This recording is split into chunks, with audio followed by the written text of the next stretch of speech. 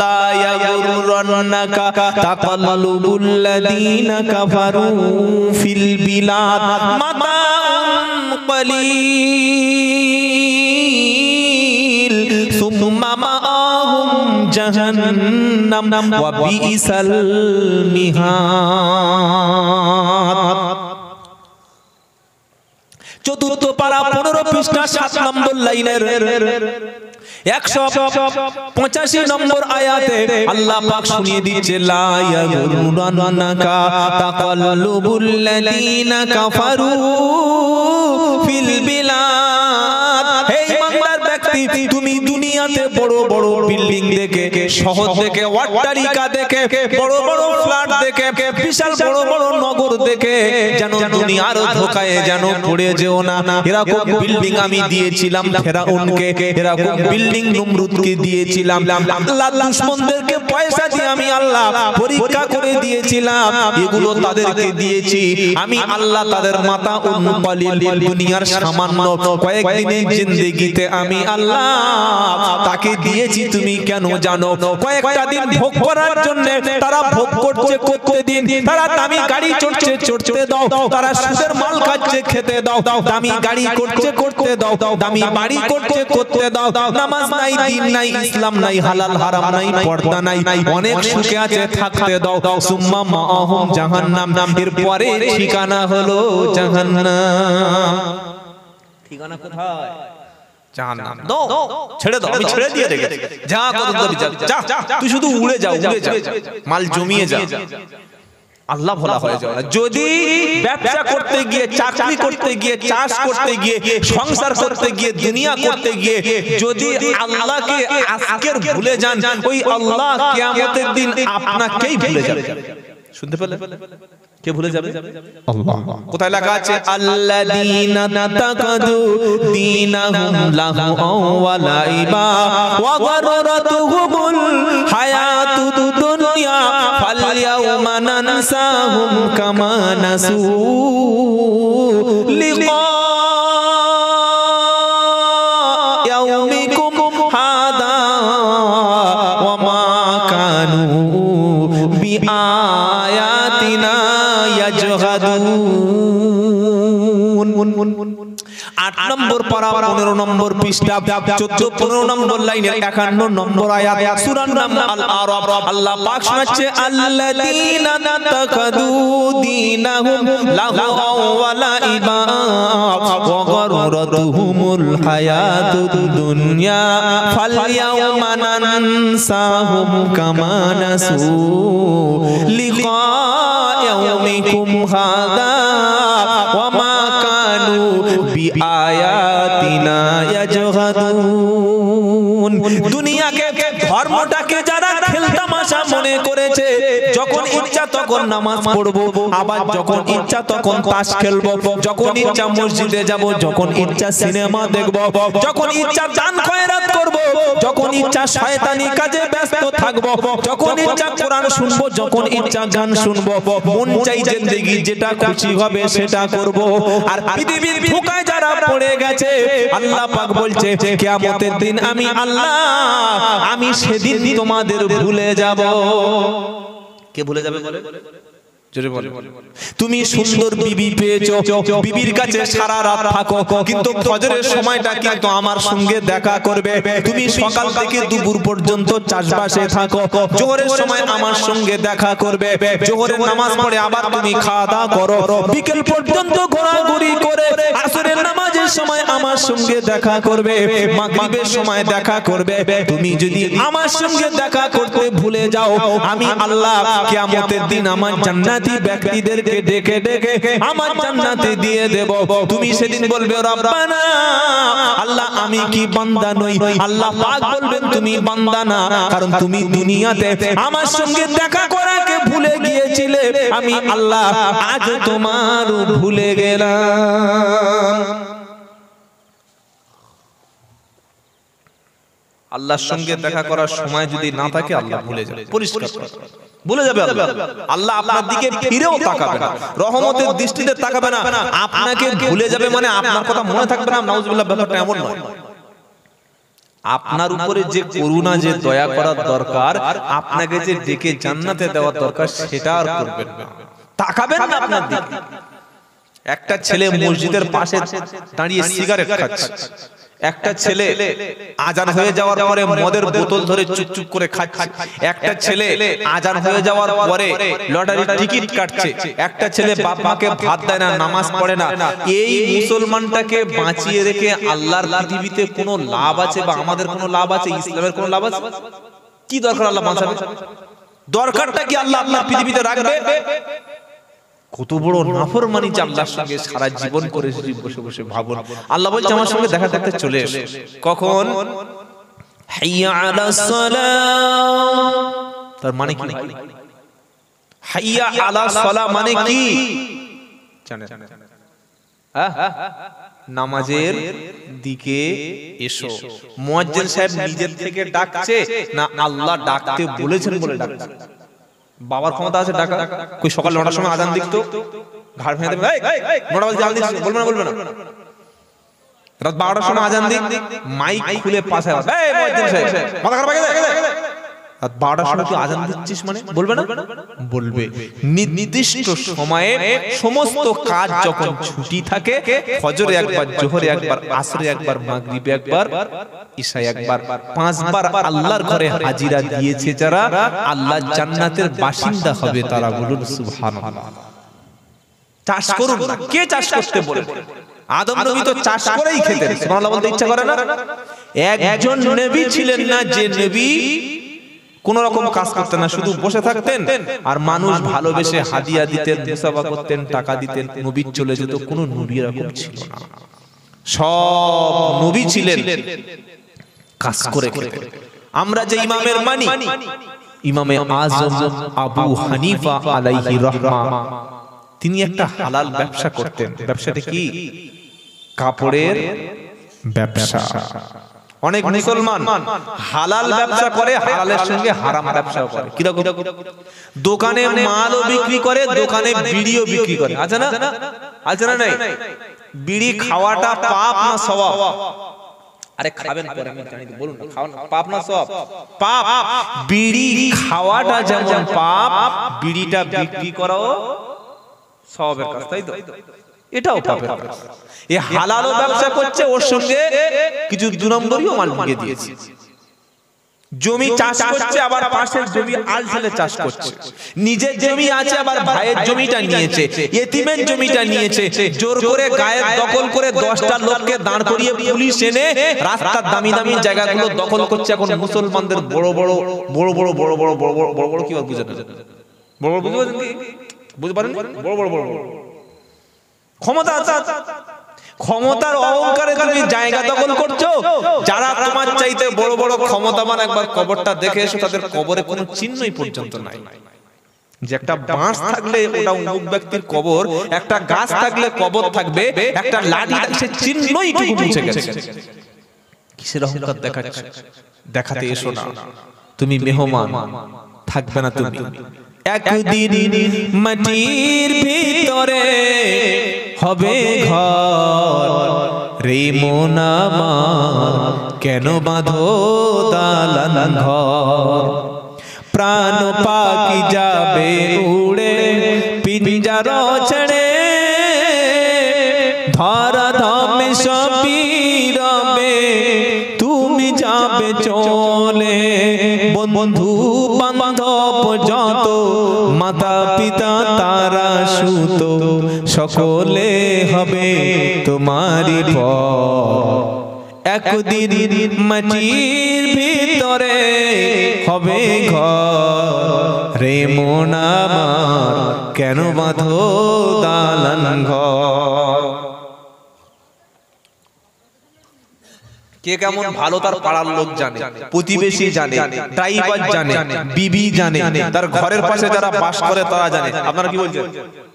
এই যে আমাকে এই ছেলেরা বা এই কমিটির আমার ভাই আছে, বাকি বিল্লাহ ভাই, আমাকে মনে করছে বিশাল বক্তা, বিশাল, ফোনে থেকে দাওয়াত করে।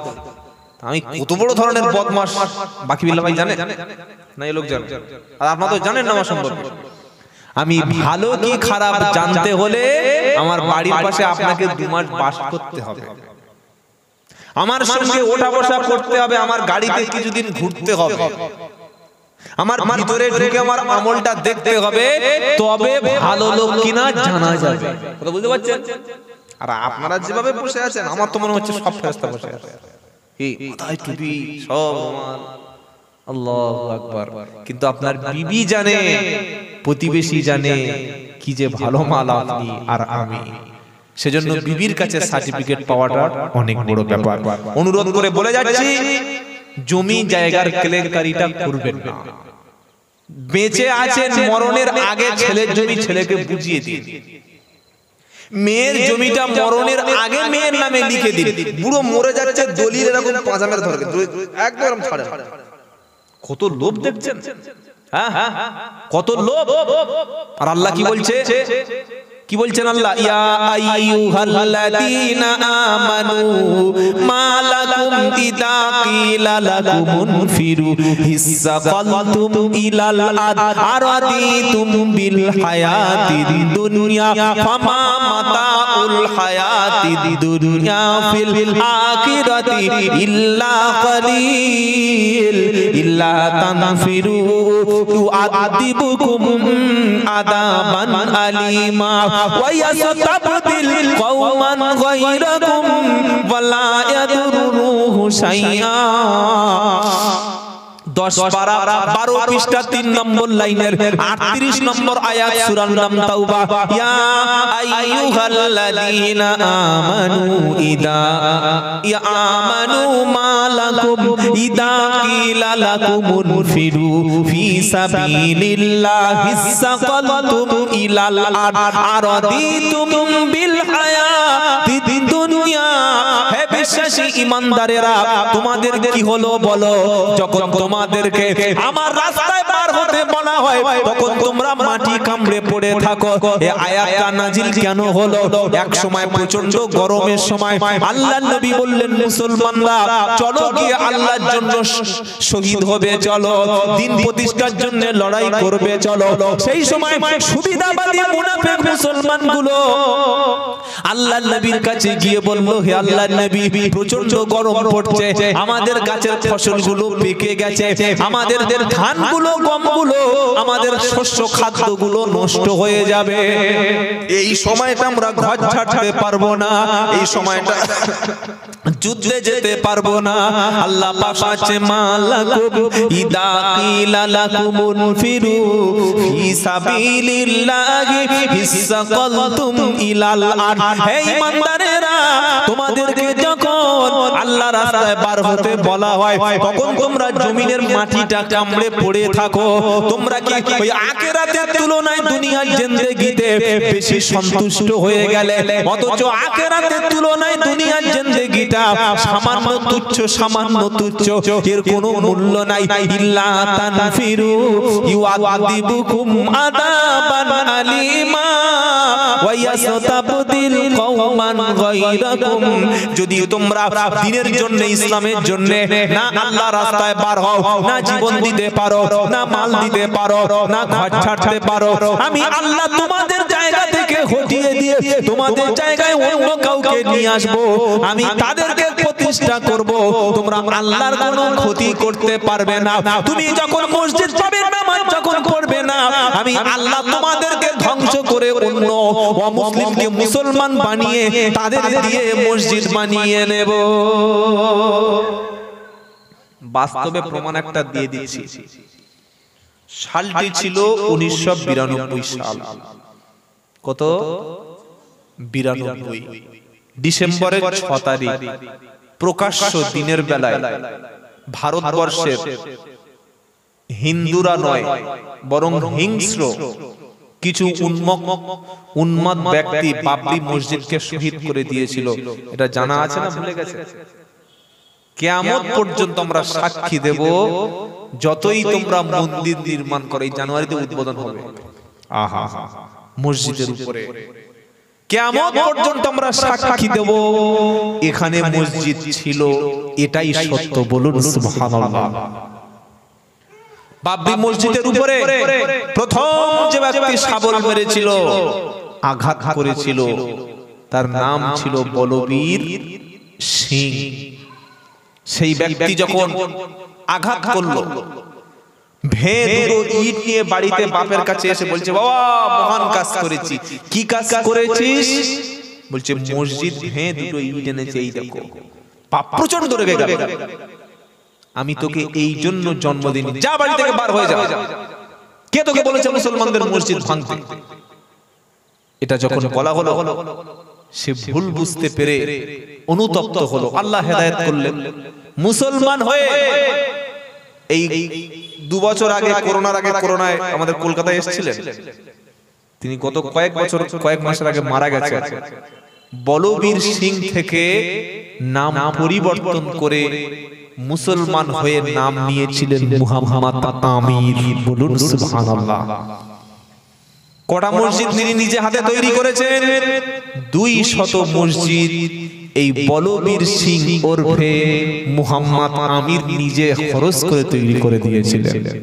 না সুবহানাল্লাহ এখন বলার দরকার নাই, কালকে বিকেল 4টার দিকে একবার বলবেন। বোকা কথা। আল্লাহ বলছে তোরা মসজিদে আসবি না, আসতে হবে না, তোদের উড়িয়ে দেব, তোদের ধ্বংস করে ওই জায়গায় অন্য জাতিকে আনবো, এনে তাদের প্রতিষ্ঠা করব, তাদের দিয়ে মসজিদ নির্মাণ করাবো, তাদের দিয়ে মাদ্রাসা করাবো। তোদের মতো মতখোর মুসলমানের আমার দরকার নেই। মসজিদের পাশে বাড়ি আজান হচ্ছে, জামাত হচ্ছে, আর বাড়িতে টিভিতে বসে বসে সিরিয়াল দেখছে, খেলা দেখছে। তো এই মুসলমানের উপর যদি আকাশ থেকে বোম না পড়ে তো কার উপরে বোমটা পড়বে? সব মসজিদ মহল্লা জানি, যতগুলো মসজিদ মহল্লায় আশেপাশের মসজিদের পাশের লোক একটাও নামাজ পড়ে, একটাও নয়, একজন দুজন। এটা ঠিক বলছি না ভুল বলছি? 3 কিলোমিটার দূর থেকে একটা লোক ফজরের নামাজ পড়তে আসে, আজানের পরে তাকবীর দিচ্ছে, ফজরের আজানের তাকবীর বাড়িতে শুনছে, কিন্তু মসজিদে আসে। আপনি কাকে জলসা শোনাবেন, কার জন্য দোয়া করবেন, কার জন্য ভাববেন? তাই আল্লাহ বলছে দেখ, ফিরে আয়, ফিরে আয়, ফিরে আয়, সময় আছে, সময় আছে। একবার যদি বেঈমান হয়ে কবরে যাও আর সুযোগ নাই। আপনি আল্লাহওয়ালা হয়ে যান, রুজি তো আল্লাহ দেবে। কে দেবে? যদি বলে ওয়ালা তামুদান্না আইনাইকা ইলা মা মাতানা বিহি আজওয়াজাম মিনহুম যাহরাতাল হায়াতিদ দুনিয়া লিনাবতিনাহুম ফীহি ওয়া রিজকু রাব্বিকা খায়রু ওয়া আবকা ওয়া আমরু আহলাকা বিসসালাতি ওয়াসতাবিরু আলাইহা লা নাসআলুকা রিজকা নাহনু নারযুকুকা ওয়াল আকিবাতু লিত্তাকওয়া। জোরে বলুন সুবহানাল্লাহ। 16 পারা 20 পৃষ্ঠা 8, 9, 10 নম্বর লাইনের 131, 132 নম্বর আয়াত, সূরার নাম সূরা তাহা। কোরআন শোনাচ্ছে ওয়ালা তামুদান্না আইনাইকা ইলা মা মাতানা বিহি আজওয়াজাম মিনহুম যাহরাতাল হায়াতিদ দুনিয়া লিনাবতিনাহুম ফীহি ওয়া রিজকু রাব্বিকা খায়রু ওয়া আবকা। নবী আমি যাদেরকে সম্পদ দিয়েছি, যাদেরকে আমি আল্লাহ পয়সা দিয়েছি, যাদেরকে দুনিয়া দিয়েছি, যারা দুনিয়া সবকিছু পেয়ে গেছে, হে আমার হাবিব আপনি তাদের দিকে আপনার চোখ দুটি কখনো ফিরে তাকাবেন না, ওদের দিকে চক্ষু আপনি প্রসারিত করবেন না। ওরা টাকা নিয়ে সন্তুষ্ট থাকবে, ওরা পয়সা নিয়ে সন্তুষ্ট থাকবে, ওরা নেতৃত্ব নিয়ে সন্তুষ্ট থাকবে, ওরা জমি নিয়ে সন্তুষ্ট থাকবে, সুন্দর বিবি নিয়ে সন্তুষ্ট থাকবে, মাল নিয়ে সম্পদ নিয়ে সন্তুষ্ট থাকবে। আপনি ওদের দিকে কখনো চোখ ফিরে তাকাবেন না। আমি আল্লাহ ওদের সম্পদ দিয়েছি, পরীক্ষা করার জন্য সম্পদ দিয়েছি। আসল সম্পদ তো নবী, আসল রুজি হলো আমি আল্লাহ আমার পক্ষ থেকে। জোরে বলুন সুবহানাল্লাহ। ওদের থাকবে গাড়ি, ওদের থাকবে সুন্দর নারী, ওদের থাকবে বাড়ি, ওদের জমি থাকবে, জায়গা থাকবে, সম্পদ থাকবে, মাল থাকবে। আপনি ওদের দিকে কখনো ফিরে তাকাবেন না। আমি আল্লাহ আপনাকে ওয়ারিজুকু রাব্বিকা খায়রু আবকা, আমি আল্লাহর পক্ষ থেকে যে রুজিটা আপনাকে দিয়েছি এটাই কল্যাণকর, এটাই বরকতময় এবং এই রুজিটা হলো চিরস্থায়ী। জোরে বলুন সুবহানাল্লাহ। যার রুজি আছে, টাকা আছে, সম্পদ আছে, জমি জায়গা সব আছে, কিন্তু আল্লাহ নাই, রাসূল নাই, যার কাছে দিন নাই, আল্লাহর কাছে ওটা জানো আর ওটা আসলে মানুষ না। কিছু বুঝলেন? সম্পদ আছে, টাকা আছে, কিন্তু আল্লাহ নাই, রাসূল নাই, দিন নাই, ইসলাম নাই, আল্লাহ বলছে মানুষ না। কোথায় লেখা আছে? ওয়াল্লাকাদ দারানা লিজাহান্নামা কাসীরাম মিনাল জিন্নি ওয়াল ইনস লাহুম কুলুবুল লা ইয়াফকাহুনা বিহা ওয়া লাহুম আইনুন লা ইবসিরুনা বিহা ওয়া লাহুম আদানুন লা ইয়াসমাউনা বিহা উলাইকা কাল আনআম বাল হুম আযাল উলাইকা হুমুল গাফিলুন। আচ্ছা, যে জায়গায় বসে বসে জলসা শুনছি এই জায়গাটার নাম কি বাবা এখন? বেহেশতের বাগান। সবাই এটা জানেন তো? হ্যাঁ না বলবেন? বেহেশতের বাগান। আচ্ছা, এখানে আসতে গিয়ে আপনাদের কোনো টাকা পয়সা এখানে বসার জন্য দিতে হয়েছে যে 10 টাকা করে দিয়ে বসতে হয়েছে? হয়নি। উঠে যদি চলে যান, কি আপনার লুঙ্গি ধরে টেনে খুলে নেবে নাকি? নেবে না। এবার সামনে তাকিয়ে দেখুন, আমি এসে এতক্ষণ 2 ঘন্টা দেখেছি। প্রথমে কি বলেছিলাম? যারা বাজারে ঘুরছে তারা বাঁদর। কি বলেছিলাম? বলেন, বাঁদর। বাঁদরের কাজ এ গাছ থেকে ও গাছে লাফানো। আর বাঁদর যদি আমি প্রমাণ না করতে পারি কোরআন থেকে, আমি কোনো বক্তা দূরের কথা কোনো আলেমই না। শুনতে পেলেন? আপনারাই বললেন এটা কোরআনের বাগান, জান্নাতের বাগান। আর যেখানে মেলা বসে, যেখানে দোকানপাট আসে, মাল বিক্রি হয়, ওটা কি বাবা? এই কথা, আসল কথাটাই বলে। এই 2 ঘন্টায় এতগুলো কোরআনের আয়াত শুনে, নবীর হাদিস শুনে, এত বড় বড় ফুল সাউন্ড মাইকে দিয়ে ওদের কানে আওয়াজটা গেছে? গেছে, কিন্তু শুনতে পাইনি। আল্লাহ বলছে এই কথাটা আল্লাহ কোরআনে বলেছে। কি বলছে? ওয়াল্লাকাদ দারানা লিজাহান্নামা কাসীরাম মিনাল জিন্নি ওয়াল ইনস লাহুম কুলুবুল লা ইয়াফকাহুনা বিহা ওয়া লাহুম আইনুন লা ইবসিরুনা বিহা ওয়া লাহুম আদানুন লা ইয়াসমাউনা বিহা উলাইকা কাল আনআম বাল হুম আযাল উলাইকা হুমুল গাফিলুন। 9 পারা 13 পৃষ্ঠা 1 নম্বর লাইনের আয়াত 179 179 সূরা নাম আরব। কোরআন শোনাচ্ছে আমি আল্লাহ মানুষ এবং জিনদের মধ্য থেকে বিশাল একটা সংখ্যক, মানুষ এবং জিনদের মধ্যে বিশাল একটা সংখ্যককে আমি আল্লাহ জাহান্নামের জন্যই কিন্তু বানিয়েছি। তারা কারা? লাহুম কুলুবুল লা ইয়াফকাহুনা বিহা, যাদের কলব রয়েছে, আত্মা রয়েছে, চিন্তা রয়েছে, চেতনা রয়েছে, যারা জীবিত, সবকিছু ভাবে, সবকিছু চিন্তা করে, আল্লাহকে নিয়ে কখনো চিন্তা করে না। আচ্ছা, এবার আপনি বলুন, এই যত লোক মেলায় ঘুরছে বা এখনো পর্যন্ত এখানে সেখানে আছে, মাওলানা আরিফুর রহমান সাহেব ভাই মনে চলে এসেছে নাকি? হ্যাঁ, আচ্ছা, উনি আসছেন হাওড়ার গুলশানি থেকে, হাওড়া জেলা থেকে। আমি এসেছি বারাইপুর চাম্পাডি থেকে। আমার বাড়ি ওই আরিফুর রহমান সাহেব মুফতি মাওলানা সাহেবের বাড়ি দূরে না? যারা এখানে ঘুরছে তাদের বাড়িটা দূরে? তাড়াতাড়ি বলেন না, আমাদের বাড়ি দূরে। তাহলে আমরা এসে 2 ঘন্টা 3 ঘন্টা ধরে এত করে বলছি, আবার কি হলো? ও বাবা, এত করে বলছি, এটা বুঝতে পারছে এটা জান্নাতের বাগান। যেটা বলেন, এটা বুঝতে পারছে জান্নাতের বাগান। ওরা জানে যে এখানে কোরআনের কথা আলোচনা হচ্ছে, ওরা জানে যে এখানে হাদিসের কথা আলোচনা হচ্ছে। এই জান্নাতের বাগান ছেড়ে যারা মেলায় ঘুরছে, এদের বিবেক আছে না মরে গেছে? মরে গেছে। ছাগলের পাশে ছাগল জবাই করুন, একটা ছাগলকে ঘাস দেবেন, আরেকটা ছাগলকে জবাই করবেন, ও ম্যাচ ম্যাচ ম্যাচ খাবে না, খাবে না। কেন? ওর বিবেক নাই, ওর মধ্যে বোধ শক্তি নাই, ওর কমন সেন্স নাই, ওর মধ্যে কোনো চিন্তা নাই, ভাবনা নাই, ওর কিচ্ছু নাই। ওই জন্য নাম জানোয়ার। ওই জন্য নাম কি? জানোয়ার। যে লোকগুলো বসে বসে কোরআন শুনছে ঠান্ডা চটে, পাছা পর্যন্ত লুঙ্গি হাফ ভিজে গেছে, এরা চালাক? এরা চালাক, এরা বোকা? কোরআন শুনে মুসলমানে আর কোরআন শুনে দূরে চলে যায় নাফরমান বেঈমানে। লিখে রেখে দেবে।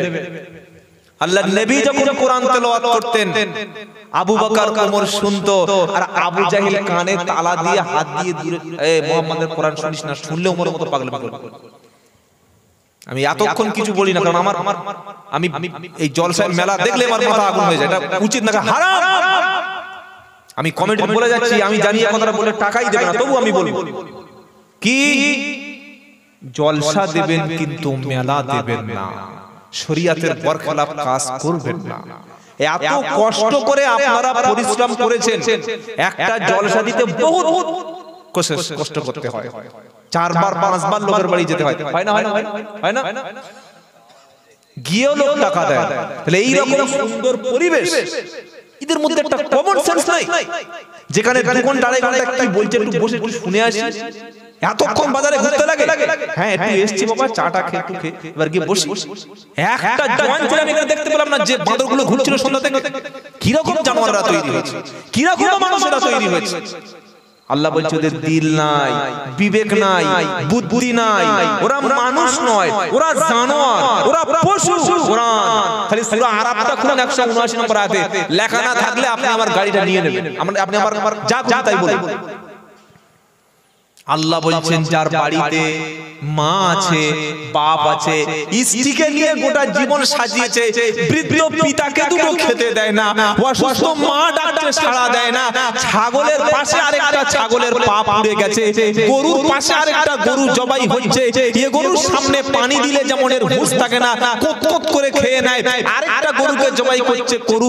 আজ আমাদের সমাজের নতুন বিয়ে করে 2 বছর 3 বছর সংসার করে বাপের সংসার থেকে, মায়ের সংসার থেকে আলাদা হয়ে গিয়ে রাত্রিবেলা মুরগি এনে রান্না করছে, হোটেল থেকে বিরিয়ানি অর্ডার করে এনে খাচ্ছে, বৃদ্ধ মাকে দুটো খেতে দিচ্ছে না। এটা মানুষ না জানোয়ার? ওর বিবেক আছে? ও জানে আমি খাবো, আমার বউ খাবে, আমার স্ত্রী খাবে। আর যে বাপকে খাওয়ালো, যে বাপের হাঁটুতে এখনো দাঁত পড়ে আছে, তোকে খেটে উপার্জন করানোর জন্য, শীতের রাতে তোর বাপ ঘুমোতে পারে না, এত বাপ এত যন্ত্রণা, দাঁড়িয়ে কাজ করে করে বাপের কোমরটাই বেঁকে গেছে। খাওয়ার সময় বাপকে ডাকতে পারলি না, খাওয়ার সময় মাকে ডাকতে পারলি না, তোর বিবেক আছে? আল্লাহ বলছেন জাহান্নামী মানুষ আর জিনদের মধ্যে ওদেরকেই জাহান্নামের জন্য বানিয়েছি, যারা বুদ্ধি থেকেও বুদ্ধি খরচ করে না, বিবেক থেকেও যারা দেখে না, জান্নাতের বাগান দেখে যারা জাহান্নামের গাড্ডায় গিয়ে ঘুরছে, ওদের বিবেক বুদ্ধি আছে?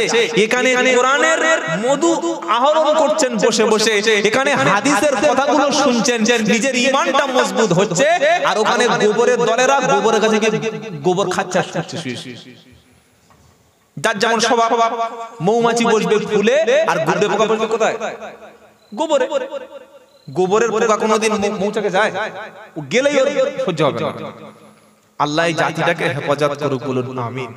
কি দরকার আছে এত মাইক দেওয়া? দরকার আমি সব জায়গায় বলি, এত মাইক দেবেন? 2টো মাইক 2টো বক্স দিয়ে চালিয়ে দেন। আল্লাহ, কাদের কাছে আপনি বলবেন? শুধু এই কটা বয়স্ক লোক আমি তো দেখছি আজ 2 ঘন্টা, যে আর কোন ছেলেপুলে নাই, সব ছেলেপুলে মরে গেছে। ছি ছি ছি, এতটুকু কমন সেন্স হলো না, এতটুকু বুদ্ধি নাই যে কি বলছে আমরা শুনি। আর এই মুসলমান মরলে আমরা আবার তাদের জানাজা পড়ব, তাদের জন্য কাঁদবো, তাদের খানা করব, তাদের কবরে লাশ শোয়াবো, তাদের জন্য দোয়া করব। এদের জন্য দোয়া করেও কোনো লাভ হবে না যদি এরা ভুল বুঝতে পেরে তওবা না করে মারা যায়। আল্লাহ পাক বলছেন লাহুম কুলুবুল লা ইয়াফকাহুনা বিহা, কলব আছে, বুদ্ধি আছে, চিন্তা আছে, মেধা আছে, ভাবে না। ওয়ালাহুম আদানুল লা ইয়াসমাউনা বিহা, কান আছে, আজান শোনে, ওলামাদের কথা শোনে, দিনের দায়ী যারা পাড়ায় পাড়ায়, মহল্লায় মহল্লায়, মসজিদে মসজিদে, খানকায় খানকায়, মসজিদে মসজিদে, জলসার মাঝখানে কোরআন থেকে হাদিস থেকে রেফারেন্স দিয়ে কথা বলে, সাহাবাদের কথা, আলেমদের কথা, নবীদের জীবনী, হাক্কানি ওলিদের জীবনী, আদর্শ কথাগুলি বলে, এগুলো কান দিয়ে শোনার পরে শোনে না যারা, কোরআন বলছে জানোয়ার হলো তারা।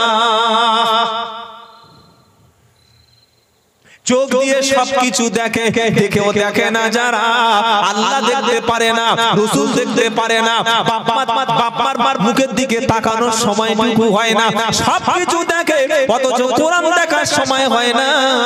আল্লাহ পাক এদের সম্পর্কে বলছে কান আছে, শোনেও শোনে না, বুদ্ধি আছে, ভেবেও ভাবে না, চোখ আছে, দেখেও দেখে না। আমি আব্দুল্লাহ জুবায়ের বলছি কথাটা লিখে নেন, যারা বাপ মাকে কাঁদিয়েছেন, সংসারে বরকত চাচ্ছেন, আজকের বাড়িতে ফিরে গিয়ে মাকে নিজের সংসারে তুলে নিন, বাপকে নিজের সংসারে তুলে নিন। সকালে আব্বাকে খেতে দিন, দুপুরে আব্বা আম্মাকে খেতে দিন, রাতে আব্বা আম্মাকে খেতে দিন। না না না, যে হাত আব্বা আম্মার মুখে খাবার তুলে দিয়েছে, যে মুসলমানের ঘরে তার আব্বা আম্মার খাবারটা ব্যবস্থা হয়েছে, আল্লাহ তাআলা সেই ব্যক্তিকে কখনো রুজির কষ্ট জীবনে দেবে না। জোরে বলুন সুবহানাল্লাহ। কত হুজুরের মিলাদ পড়াবে পড়াও, কত জলসায় বক্তব্য শুনবে শোনো, কত ইমাম সাহেবের খাওয়াবে খাওয়াও, কত বক্তার পাটি পেটে কত কমলা লেবু ছিলে ছিলে হুজুরের মুখে দেবে দাও। তোমার আব্বা পাশের রুম থেকে, তোমার মা পাশের রুম থেকে দুঃখ করবে, কষ্ট করবে, কেঁদে বলবে রব্বানা মিলাদ বাড়িতে হলো, দোয়ার অনুষ্ঠান হলো, ছেলে সবাইকে বললো, শুধু আমাকে বলতে পারলো না। আল্লাহ ছেলের প্রতি আমি আব্বা আম্মা রাজি না, আর আব্বা আম্মা রাজি না, আমার আল্লাহ কিন্তু রাজি না। আর আব্বা আম্মা রাজি হলো, আমার আল্লাহ আজ পর্যন্ত রাজি হয়ে গেল।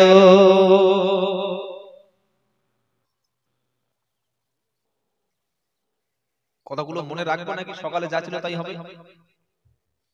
বলছে আমার বউ আমার কথা শোনা, তো বউ তুই রেখেছিস কেন? বউ নাকি কথা শোনে না স্বামীর, ওই খাওয়া বন্ধ করে দে, কাপড় চাপা বন্ধ কর। বউ আবার কথা শোনে না, একটা বউ গেলে 12 পিস আসবে, আবার একটা ফ্রি আসবে। কি বলছেন বউ কথা শুনবে না? তুমি স্বামী যদি বিবিকে কন্ট্রোল না করতে পারো, তুমি একটা হিজড়ে, তুমি স্বামী নয়। বউ বলছে আমি বিয়ে বাড়ি যাব, স্বামী বলছে বিয়ে বাড়ি যাচ্ছিস যা, আমার সাথে যাবি, হিজাব পরে যাবি, আলাদা পর্দার সঙ্গে খাবো, দুজনে চলে আসবো। বউ বলছে তাহলে বেনারসিটা পরে কিনেছি কান দেখাবো।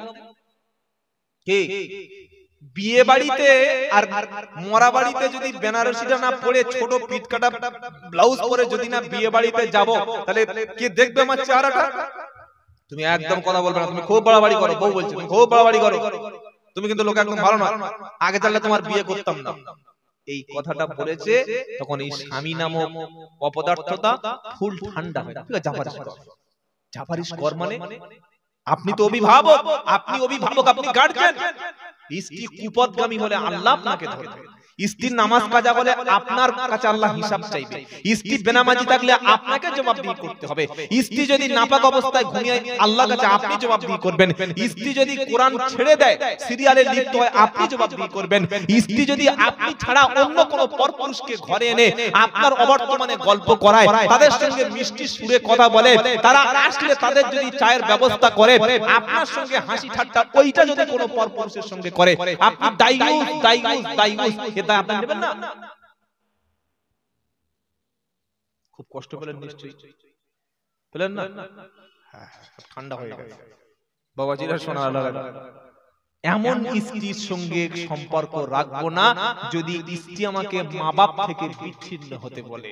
ওটা স্ত্রী নয়, ওটা আপনার দুশমন। ওটা কি? দুশমন।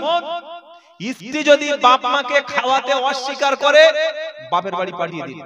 আমি বলে দিয়ে যাচ্ছি, স্ত্রী যদি আপনার বাপ মাকে যদি বলে যে তোমার ভাইদের সঙ্গে চললে, তোমার বোনদের সাথে চললে, তোমার বাপের সংসারে টাকা দিলে, তোমার ভাইকে সহযোগিতা করলে, তোমার বোনের বিয়েটা তোমার খরচে হলে, আমি তোমার মতো স্বামীর সংসার করব না, কাল সকালবেলা উঠে ওকে ডিলিট করে দিন, দরকার নেই এরকম দিন। ও আপনার দুশমন, ও আপনার দুশমন। এরকম বিবি আমাদের আছে না নাই? স্বামীকে বলছে জানো বড় সংসার, বোনের বিয়ে তোমার টাকা জানো না হয়, রাত্রেবেলা কানে কানে অক্সিজেন দিয়ে দিয়েছে, কানে কানে ভ্যাকসিন দিচ্ছে, তোমার টাকায় ছোট ভাইদের সংসার চলবে, বড় ভাইদের বিয়ে হবে, তিনটে বোন, তোমার ছোট ভাই। ঠিক বলেছিস, ঠিক বলেছিস, আপনি নাফরমান হয়ে গেছেন।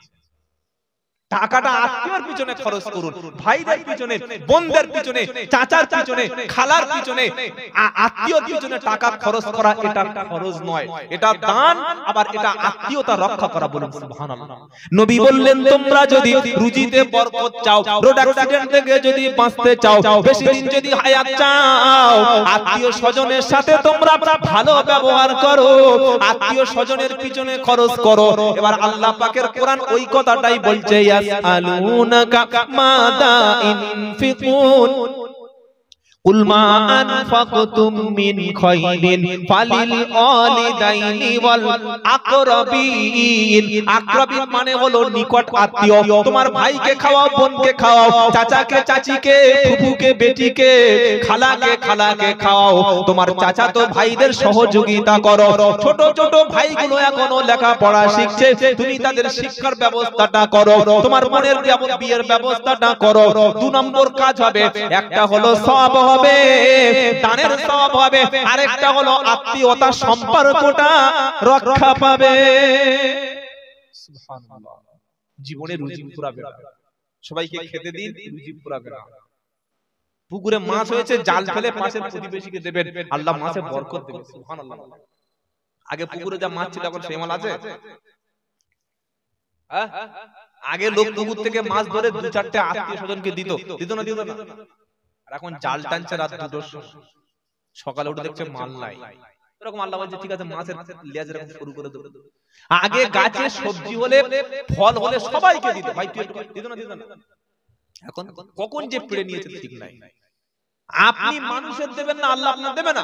মসজিদে জুমার দিনে গিয়ে 50 টাকা পকেট থেকে বার হয় না? পৃথিবীর কোন এটিএম এ, কোন ব্যাংকে ছোট 1 টাকা বার হয়? আরে হ্যাঁ না বলেন না? তো আল্লাহর ঘর থেকে বার হলো কি করে? আপনি এখন গিয়ে কোনটা খুলে দেখেন, এখন যান, এরকম ছোট 1 টাকা ছেঁড়া টাকাটা কোনো জায়গায় চলে না, চতুর্দিকে থেকে জুমার দিনে ভিতরে ফেলে দিয়েছে। কত বড় নাফরমান! যেটা নিজে খেতে পারছে না, ইমাম সাহেবকে ডেকে খাওয়াচ্ছে। মুরগির গোশত রাতে রান্না করেছে, কাউকে দাওয়াত করেনি, নিজে হামরের মতো খেয়েছে। সকালে দেখছে গোশতটা একটু গন্ধ হয়ে গেছে, ছেলে বলছে আব্বা গোশত খেলে রোগ হবে। তো বউ বলছে কি করবে? 250 টাকা করে মুরগির গোশত কেজি, 300 টাকা করে মোরগ, 500 মাল ফেলে দেবে? দাঁড়া দাঁড়া মানে কি বল দেখি। হ্যালো, আসসালামু আলাইকুম হুজুর। ইমাম সাহেব বলে হ্যাঁ, কোথায়? শুয়ে আছি। এসো এসো। ইমাম সাহেব মনে করছে যাই কোন বিপদে পড়েছে। বলছে হুজুর আপনার জন্য এরকম বড় বড় তোমার ভাবি ওই রুটি করেছে, আর একদম এসে লাল মোরগটা রেডি আছে। হুজুর মনে করছে তাহলে খুব ভালোবাসে। আল্লাহুম্মা বারিক লানা ফিমা রাযাকতানা ওয়া কিনা আযাবান নার। বিসমিল্লাহি ওয়া আলা বারাকাতিল্লাহ। রুটিটা মুখে দিয়ে গোশত তুলে দেখছে সর্বনাশ, কুকুরের গোশের মতো গন্ধ। কাকে ঠকাচ্ছ? ঠকাচ্ছ কাকে? ভালো জমির ধানগুলো নিজের গোলায় তুলে নিলে, আগড়া চিটে মালগুলো মাদ্রাসায় দিয়ে দিলে, এটাই তোমার ঈমান ছিল না।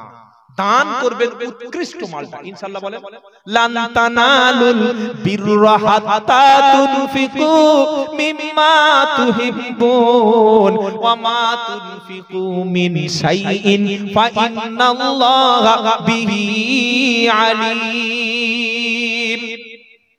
চতুর্থ পারা প্রথম পৃষ্ঠা প্রথম নম্বর লাইনের 92 নম্বর আয়াত, সূরার নাম আল ইমরান। আল্লাহ বলছে তোমরা কখনো আল্লাহর নৈকট্য অর্জন করতে পারবে না অতক্ষণ পর্যন্ত সফল হতে পারবে না যতক্ষণ তোমার প্রিয় বস্তুটা দান করবে না। এই আয়াতটা নাজিল হওয়ার কারণটা কি ছিল? আল্লাহর নবী সাল্লাল্লাহু আলাইহি সাল্লাম বলল তোমরা অতক্ষণ আল্লাহর কাছাকাছি যেতে পারবে না যতক্ষণ তোমার প্রিয় বস্তুটা আল্লাহর রাস্তায় দান করবে না।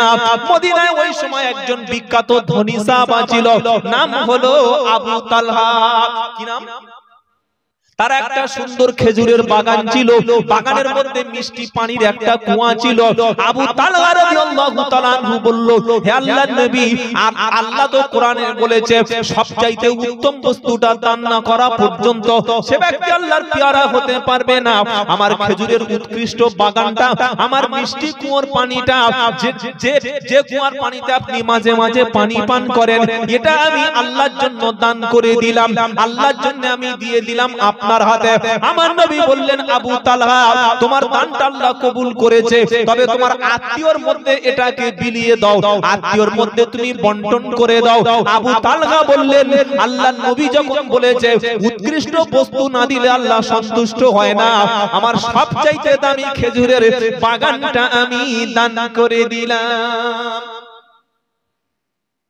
10 বিঘে জমির মালিক, 20 বিঘে ফিশারি, জলকর, মরণের আগে সব ছেলে মেয়ে বোন বোনাই সবার জমি জায়গা বুঝিয়ে দিয়েছে। 10 কাঠা জায়গা ছিল, এই ঢালাই রাস্তার কাছে গন্ডগোলের জায়গা, কোনো দলিল কাগজ রেকর্ড করতে কিচ্ছু নাই, পুরো কাগজ ফেল। মরণের আগে ইমাম সাহেবের ডেকেছে, মসজিদের ক্যাশিয়ারের ডেকেছে, বলছে তাড়াতাড়ি উকিল নিয়ে চলে এসে। ক্যাশিয়ার মনে করছে যদি 10 কাঠা জায়গাতে একটা ঈদগাহ করব, যাই কি বুঝলেন, বুড়োটা মরবে, একটু কিছু দেবে। ক্যাশিয়ারের হাত ধরে বলছে দোয়া করো, 10 কাঠা জায়গা দিচ্ছি, খুব খুশি। হুজুর দোয়া করলেন, মরে গেল। 3 দিন পরে জায়গায় গেল, গিয়ে দেখছে দলিল পর্চা কিচ্ছু নাই। কাকে ঠকালেন? কাকে ঠকালেন? আল্লাহ মাফ করে দিক, সকলে বলুন আমিন। এই ঠকবাজিকে আল্লাহ ভালোবাসেন। আমাদের পরে কোনো নবী নাই, কোনো উম্মত নাই। এই উম্মতকে বাঁচানোর জন্য আল্লাহর নবী সাল্লাল্লাহু আলাইহি সাল্লাম আমাদের কাছে দুটি জিনিস দিয়ে গেছে। কটা? দুটি। কটা জিনিস বলেন? দুটি। এক, কিতাবুল্লাহ, আল্লাহর কালাম, সুবহানাল্লাহ। দুই, সুন্নাত রাসূলিহ, আল্লাহর নবীর সুন্নাত। এই দুটি জিনিসের উপরে যারা থাকবে, যারা চলবে, যারা মানবে, আল্লাহর নবী সাল্লাল্লাহু আলাইহি সাল্লাম বলেছে তাদেরকে কেউ কখনো গোমরাহি করতে পারবে না। সুবহানাল্লাহ বলতে ইচ্ছা করলো না? প্রিয় ভাইরা, রাস্তা পরিষ্কার। আপনাকে বাঁচতে হলে দুটি জিনিসকে মজবুত করে ধরতে হবে, এক কুরআন আর এক নবীর সুন্নাহ। একটা কোরআন আর একটা কি বলেন? নবীর সুন্নাহ। এই দুটিকে যারা ধরেছিলেন, কেউ হয়েছেন সাহাবা, কেউ হয়েছে তাবি, কেউ হয়েছে তাবিঈন, কেউ হয়েছে যুগের ইমাম, কেউ হয়েছেন মুজাদ্দিদ, কেউ হয়েছেন কুতুব, কেউ হয়েছেন ওলি, কেউ হয়েছেন মাহবুব, কেউ হয়েছেন আল্লাহর পিয়ারা। আর যারা এই দুটোকে মজবুত করে ধরতে পারেনি তারা গোমরাহি হয়ে গেছে। আল্লাহু আকবার। আবু জাহেল নবীকে দেখেছিলেন না দেখে নাই? একবার দেখেছিল, তাই তো নাকি? একবার? কত হাজার বার দেখেছে তা ঠিক নেই। নবীকে দেখেছে, নবীর কোরআনও শুনেছে, নবী কোরআন পড়ছেন, সে কোরআনও শুনেছে, কিন্তু লা ইলাহা ইল্লাল্লাহ মুহাম্মাদুর রাসূলুল্লাহ সাল্লাল্লাহু। আচ্ছা, কলেমাটা একবার সবাই বলুন তো, আমি শুনি দেখি।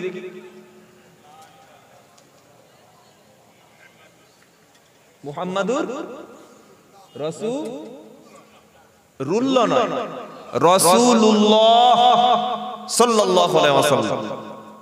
এই যে আমরা কলেমা শরীফ পড়তে যাই মাঝে মাঝে লোকের বাড়ি হয় না, লা ইলাহা ইল্লাল্লাহ লা ইলাহা ইল্লাল্লাহ লা ইলাহা ইল্লাল্লাহ 5 মিনিট পরে এত কাজ হয়েছে, হয় কি হয় তো এটা হাসছে মনে ধরতে পারে। 5 মিনিট কলেমা পড়ে এতটা জমিয়েছে পায়ের কাছে, তার মানে সত্যিকারের কলেমা কি উনি পড়েছে? লা ইলাহা ইল্লাল্লাহ, এটাই হচ্ছে কালেমা। আল্লাহ ছাড়া কোনো ইলাহা নাই, মাবুদ নাই, উপাস্য নাই, আইনদাতা নাই, রিজিক দাতা নাই, হায়াতের মালিক নাই, মউতের মালিক নাই, কল্যাণের মালিক নাই, অকল্যাণের মালিক নাই, লাভ ক্ষতি কিছুই করতে পারে না ইল্লাল্লাহ, কে ছাড়া? আল্লাহ ছাড়া। এখন এই কলেমাটা যেভাবে আমি বললাম বা আপনাদের বলালাম, এই রকম কলেমা কি কলেমা শরীফের বাড়িতে গিয়ে পড়া হয় না পাইকারি পড়া হয়? সব একটা করে পেয়ে যাবে, সমস্যা করে ভাগে পড়ে লা ইলাহা ইল্লাল্লাহ। এরকম কলেমা সারা জীবন পড়লেও কখনো একবার ওই কলেমার মতো পড়া হবে না যে কলেমা হযরত বেলাল পড়েছিলেন রাদিয়াল্লাহু তাআলা। সুবহানাল্লাহ। এরকম কলেমা সারা জীবন পড়লেও লাভ হবে না যে কলেমা হযরত সিদ্দিক আকবর পড়েছিলেন। এই রকম ছোলা ফেলে একটা করে যেভাবে বেয়াদবি করি কলেমার সঙ্গে, চিরজীবন কলেমা পড়লে হবে না যে কলেমা উসমান গনি পড়েছিলেন। দাম ছিল কলেমা। কলেমা মুখ দিয়ে বার হবে আর সেই মুখে মিথ্যা কথা বলবে?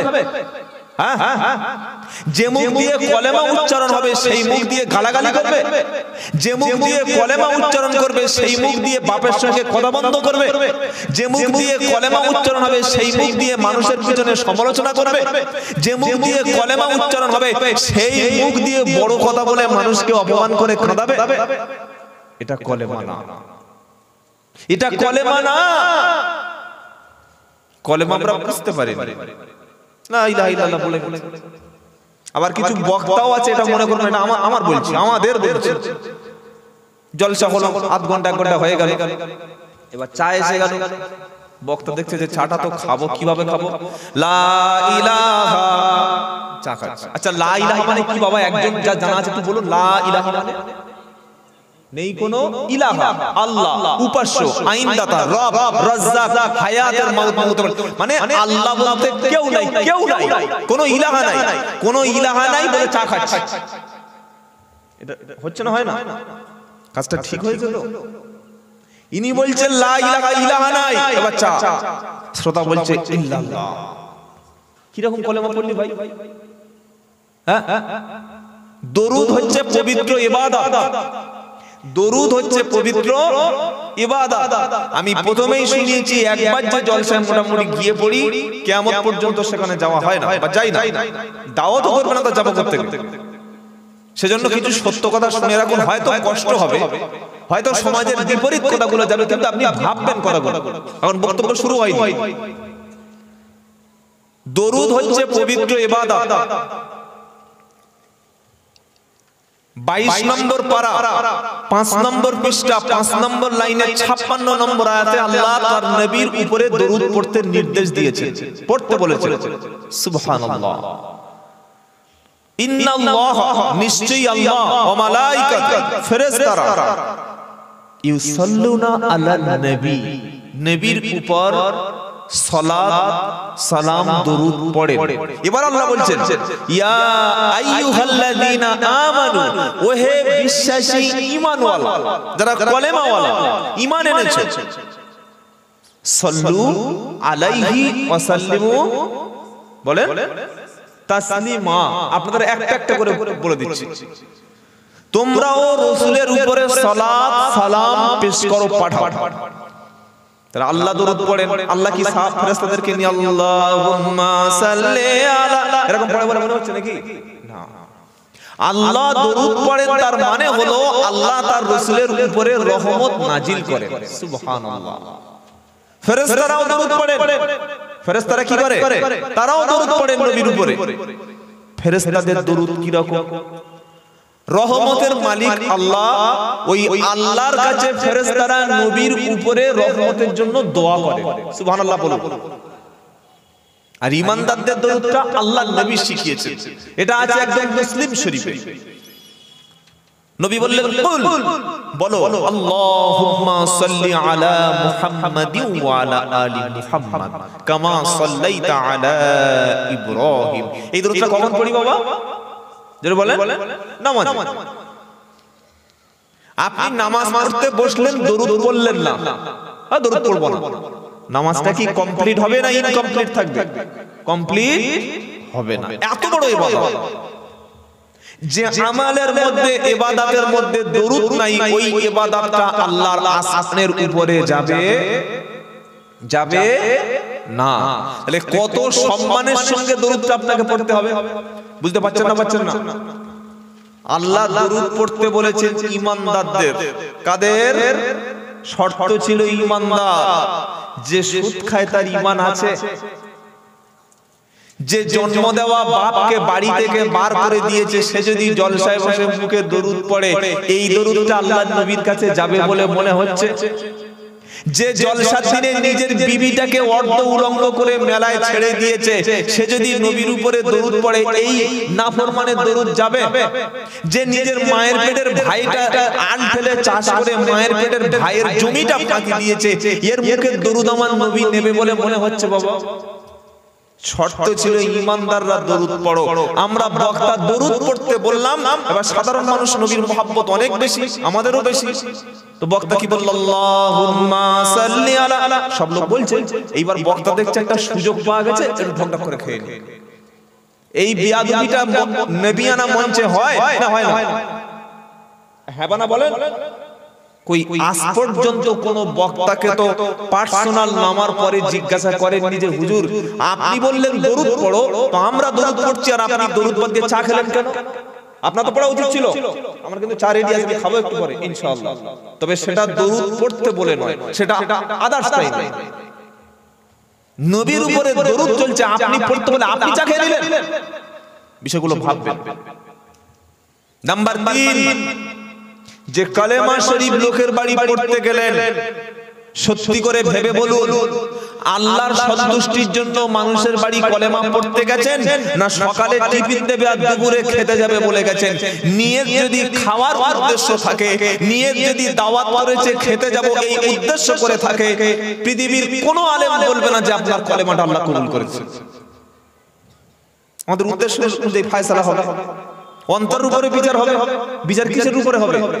অন্তর, মন, তোমার অন্তর, আল্লাহ এটাই দেখবে। সেজন্য যদি আমরা কলেমা পড়ি, যখন পড়ব, খুশি হবেন কে? আল্লাহ। খুশি হবেন কে? আল্লাহ। এমন কলেমা, যে কলেমা পড়ার পরে আমি সম্পূর্ণ একজন খাঁটি মুসলমান হব। কি মুসলমান বলেন? কি মুসলমান? খাঁটি মুসলমান। আল্লাহ বলছেন তুমি ঈমান এনেছো, কলেমা পড়েছো, এটা বললেই কি তোমার জান্নাত দিয়ে দেব? আম হাসিবতুম আন তাদখুলুল জান্নাতা ওয়ালাম্মা ইয়াতিকুম মাসালুল লাযিনা খালাউ মিন ক্বাবলিকুম মাসাতুহুমুল বাসা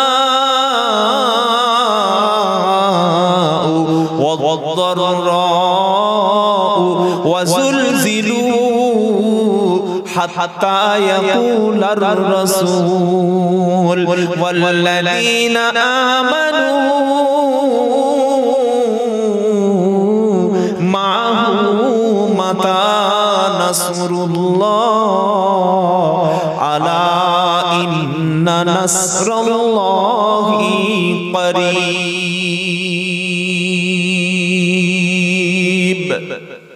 সুবহানাল্লাহ। পৃথিবীর শ্রেষ্ঠ কালাম। আল্লাহু আকবার, বলেন আল্লাহু আকবার। দ্বিতীয় পারা সূরা বাকারা 12, 13, 14 নম্বর লাইনে 214 নম্বর আয়াতে আল্লাহ পাক শোনাচ্ছে আম হাসিবতুম, তুমি কি ভেবেছো? তুমি ভেবেছো ঈমান এনেছি, কলেমা পড়েছি, আল্লাহকে বিশ্বাস করেছি, নবীর উপরে ঈমান এনেছি, এই কথাটা বললে আমি আল্লাহ তোমাকে জান্নাত দিয়ে দেব, এমনি এমনি জান্নাতে প্রবেশ করবে, তুমি কি ধরেই নিয়েছো? তুমি কি ভেবে নিয়েছো ঈমান আনলে তোমাকে জান্নাতে প্রবেশ করানো হবে? অথচ তোমার আগে যারা ঈমান এনেছিল তাদের উপরে অত্যাচার হয়েছে, কেউ বিবি ছেড়েছে, কাউকে ফাঁসিতে ঝুলিয়েছে, কাউকে জেল খাটতে হয়েছে, কাউকে জীবন্ত টুকরো টুকরো করে দেওয়া হয়েছে, অনেকের ঘর ছেড়ে মক্কা থেকে হিজরত করে মদিনায় চলে যেতে হয়েছে। মার খেতে খেতে গোটা জিন্দেগিটা যখন তাদের শেষ হয়ে গেল, নবীকে তারা বলল, হে আল্লাহর নবী, কবে আল্লাহর সাহায্য আসবে? আল্লাহ কবে আমাদের সাহায্য পাঠাবে? আমরা কি সারা জীবন মার খেতে থাকবো? আল্লাহ পাক শোনাচ্ছে, হাবিব গো, উম্মতকে বলে দাও, আলা ইন্না নাসরাল্লাহি করিব, আল্লাহর সাহায্যটা খুবই নিকটবর্তী। জোরে বলুন সুবহানাল্লাহ। নবী যেদিন মক্কা ছেড়েছিল, রাত্রে বেলা আল্লাহর নবী ঘুমিয়ে আছে, সমস্ত নবীর অনুসারীরা ঘুমিয়ে আছে। জিবরাইল এসে বললেন, নবী আর ঘুমাবেন না, আপনি একবার উঠে দেখুন, চতুর্দিকে আপনার শত্রুরা তারা আলোচনা করে নিয়েছে, তারা পরামর্শ করে আজকে রাতে আপনাকে শেষ করবে, আজকে রাতে আপনাকে হত্যা করে দেবে, চিরদিনের মতো ইসলামকে শেষ করে দেবে। আল্লাহর নবীকে ডেকে বললেন, হাবিব গো, আপনি উঠে পড়ুন, কোরআন শরীফের আয়াত পড়ে বালু হাতে করে নিয়ে ফু দিন, গোটা শত্রুদের ভেদ আপনি ছেদ করে চলে যান। নবী রাতে বেলা উঠে দেখলেন চতুর্দিকে কাফেররা, সৈন্যরা সবাই হাতে হাত দিয়ে দাঁড়িয়ে আছে, পালানোর রাস্তা পেলেন না। আল্লাহ পাক বলছে, হাবিব গো, এক মুঠো